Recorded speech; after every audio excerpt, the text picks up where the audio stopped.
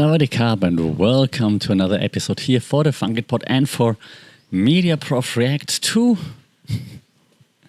AI. Again, it must be like the third time I'm doing like an episode on this, but I mean, the topic just doesn't die down, which is fair enough because I mean, it keeps catching on, I guess. Everybody's ChatGPTing, everybody's Bing chatting, or maybe not anymore because it's so creepy.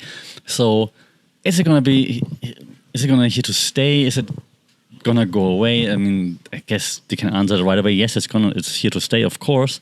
But is that it? Like, the thing which surprises, I think, people in the AI industry a little bit is like how much it caught on with the mainstream public and the media, of course. I'm on this in a second. But if you've worked with AI, like myself and many others over the past years, decade, you're not surprised. And I talked about this on a previous episode. Like, it's not surprising, like, what happened to AI and how it works. It's surprising that, like, now all of a sudden it seems like everybody slept on it, and I was like, oh my god, this is so awesome, because I mean, we've been doing things like this forever. Now it's a bit faster, and it's just like fun to talk to ChatGPT, I guess, or to chat with Bing Chat until you're creeped out. But it's not a surprise that this works. Anyway, so just checking my notes, what I want to talk about, like, well, ChatGPT, AI in general, AI, it's not only for text, of course, and like you might have seen, like, for pictures, like DALL-E or Midjourney and so on, many more. Now there's also AI for videos, where you can just use text prompts to edit existing videos, for example, to create new videos. So yeah, what your imagination is your boundary, basically. There are no limits to it, more or less. We also saw that, of course, that Bing, Microsoft being like the main founder of OpenAI, right, which runs ChatGPT. So then Microsoft released Bing Chat, which is I try to like make it like dump it down a little also for myself to understand it. Not trying to be condescending, but as far as I understand, it's like a simplified version of ChatGPT, so it's easier to scale, I guess, and so that's what they used to release via Bing Chat, and then this went south quite fast, right? With like different journalists, like having some really creepy discussions with the AI that wants to be alive and stuff like this, and telling someone that it loves him, and all those things, and then like needing to kill people or something, and so. Is it now creepy? Yes, it's creepy. Also, I think the biggest problem here is that Microsoft just jumped the gun. They're like, okay, now Google is all in on like AI probably, and Apple and whatnot. So we have to keep being first to releasing like our AI chatbot and all those things. And maybe they should have like waited like 2 or 3 more weeks, month, to make sure that it's really bulletproof until they release it. Nevertheless, I think lots of interesting lessons learned from that. And nevertheless, ChatGPT, for example, is still cool, right? And I talked about use cases before, so I'm not going to repeat this now. If you want to hear like what I think in regards to academia, academics using it, students using it, I discussed it on previous episodes already. But now what I want to also talk about is, because it's related to what I do, like marketing communications and so on, teaching in that area, the impact of AI in communications, because quite frankly, I think the impact is going to be huge. I just gave a class, like a lecture to my students in the first year about like new media paradigms and shifting paradigms in media and so on. And we talked about like how communication changed based on media change as well. Like way back when you wrote letters and you put like more words into the letters because you couldn't send many letters. I mean, you could, but it's lots of work, and you have to go to the post office, and then you have to pay for it and send them, and then wait for a response. But it takes forever, so you put like lots of words in a letter. And this changed over time, right?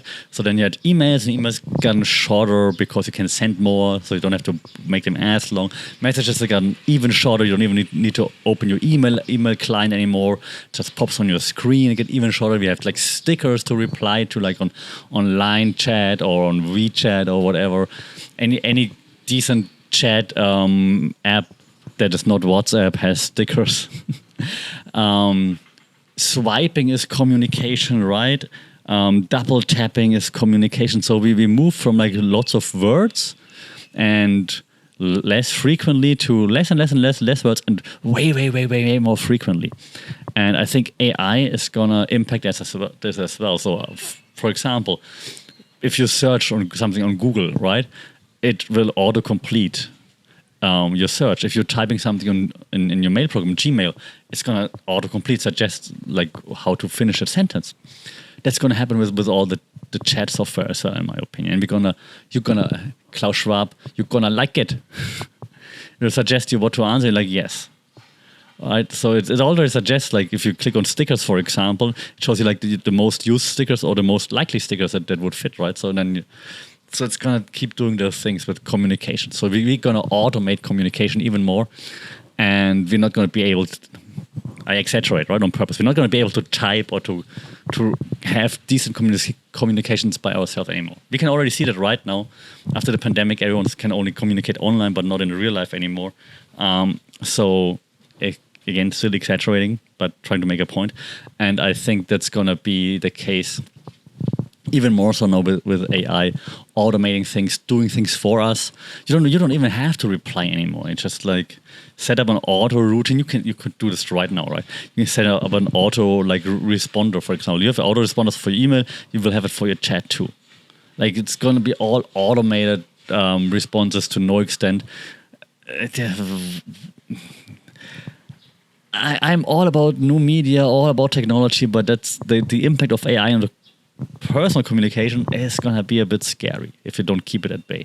The impact of AI in like professional communications, all the things I mentioned right now, automation and so on, is gonna make professional communication so much easier, way more targeted, way more personal. When it comes to PR, marketing, all those things, it's gonna be amazing, of course, from a marketing point of view. From a consumer point of view, a bit creepy.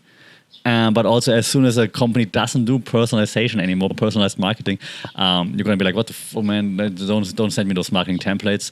Because we're gonna be used to like hyper personalized marketing. And I think that's gonna be, it's already is important. It's gonna be even more important because with AI, you can actually utilize lots of the data that's out there.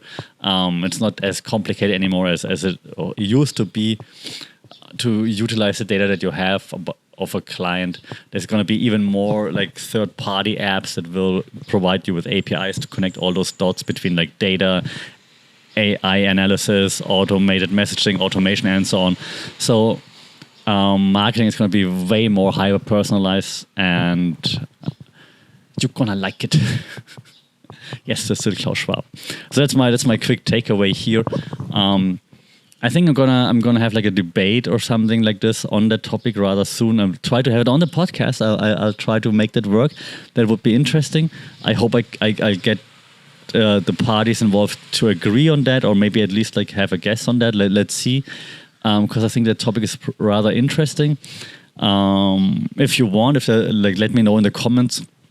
Or via email or on social media, it's at funkitpod or funkitpod@gmail.com. If there's interest, I'm happily breaking it down. Every time I talk about topics that I discuss in class, I don't want to go into too much detail because I feel like I don't want to bore the audience and my students. They have to listen to me for like 3 hours a week on those topics or even more. So I feel like I don't want to go into too much detail on those short podcast episodes. But if there's interest there, please do shout out. I'm happy to break it down and elaborate more, obviously. I'm also very curious like how AI is going to impact social media communication, not only like peer-to-peer, right, and messaging, but social media communication as a whole. Like we know that ChatGPT, for example, is like left-leaning, right? I mean, obviously, if you're created by like Silicon Valley, you have certain values implemented in it, right? What's being censored and so on. I heard on Joe Rogan podcast, I don't know who said it, but one of the comedians said that if you ask to write a joke about a man, it's going to be like some joke. If you ask ChatGPT to write a joke about a woman, it's going to tell you like why it's not a good thing. I'm not sure if it's true or not, like hearsay right now, but I wouldn't be surprised, unfortunately. Because the wokeness is a little bit embedded into it, which again, political correctness, if done right, we know not offending anyone is a good thing, in theory. it's just always used as like a way of censoring someone, right? So, but maybe there should be like a whole different podcast episode discussion, like what's going to happen if you're all using censored AI? If the AI that we're using and we're relying on because it's so fun to get like all the answers so fast, if that AI that we're using is censored and just doesn't give you all the information, just doesn't give you all the history that you say, hey, I have to write an essay about some history thing and tell me the history of this and that, and then it just leaves out some of the history. Ever thought about that? Probably not, because you're like, yeah, it's cool, give me all the answers, I don't have to do stuff by myself.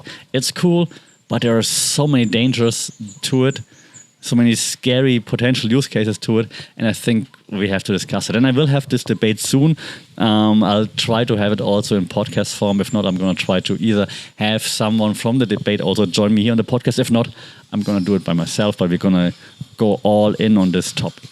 Let me know if you have anything in particular in this regard that you want to elaborate on, have elaborated on.